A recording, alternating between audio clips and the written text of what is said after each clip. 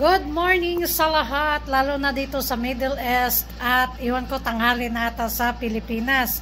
Kagigising lang natin at tayo ng ating higaan. Ito yung higaan ko. At ito yung higaan ko. Nagliligpit lang ako. Tapos kausap ko rin yung asawa ko. Tapos papakita ko sa inyo, alam nyo bakit hindi ako nagugutom sa gabi? Dahil meron akong mga biskwit. Bumibili din ako ng biskwit ko na gusto ko. Dahil ang binibili ni Madam doon, tinapay lang. So, minsan nagsasawa tayo sa tinapay, kaya bumibili ako ng mga biskwit. Meron akong mga biskwit dito. Dahil sa gabi ko minsan gugutomin or sa umaga ba, with kape. Tapos ito namang bag na dala-dala ko sa araw-araw. Ito yung dinadala ko. May shoulder bag tayo diha in case na bigla ang alis. May bag ako nadala. Meron din ako mga pagkain dito. May Energin din ako. May napkin. Para kung meron tayo, meron ako sa bag. Meron din akong mask dito. Ito yung daladala ko lagi kapag bumababa ako. Tapos, dito naman, bumili talaga ako nito. Meron akong painitan ng kape. Bumili talaga ako niyan para painit ako ng kape sa umaga bago ako bababa. At may painitan din ako ng tinapay dito. Mga binili ko yan. Meron din akong lutuan ng noodles or lutuan ng itlog. Sa Pilipinas ko pa binili ito.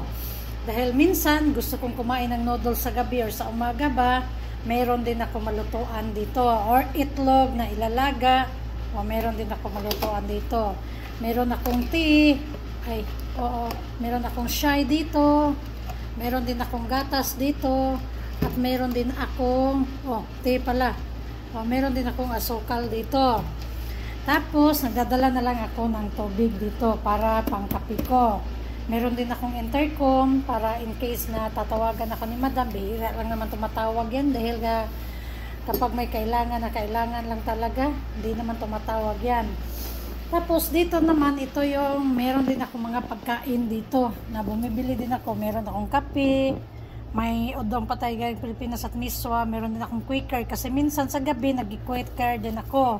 Meron din akong kokwa dyan at tsokolata. Yan din minsan niinom ko. At bumibili din ako ng green tea. Meron din akong green tea. Dahil umiinom din ako nyan. Hindi talaga ako magugutom. Minsan sa gabi nagtimpla ako ng shahi or either kokwa. Yun ang iniinom ko bago ako matulog. Lagyan ko ng gatas. Yan. Libre kami lahat. Libre kami lahat. Pero bumibili pa rin ako. Nag-iiwan ako ng pera ko, 200 para pambili ko ng pagkain na gusto ko. Dapat ganun din ang gawin natin para hindi tayo magutom mga ka-OFW, diba? Diskartehan natin. Hindi yung mahirap kasi pwede naman kaming kumain doon sa kusina. Kaso lang, baba, nakapagod kasi nasa 3rd floor yung kwarto ko. Dito ko sa 3rd floor. Itour ko kayo. Ito pala yung kwarto ko. Yan yung kama ko na malaki. Madala ako ng tubig. Ayan. Doon naman ang CR ko. Yun yung CR ko. Sobrang laki din ang CR ko. Yan. CR ko din. Naglalaba ako. Uniform ko. Yan. Tapos yun yung cabinet ko. Salamat. God bless ting lahat.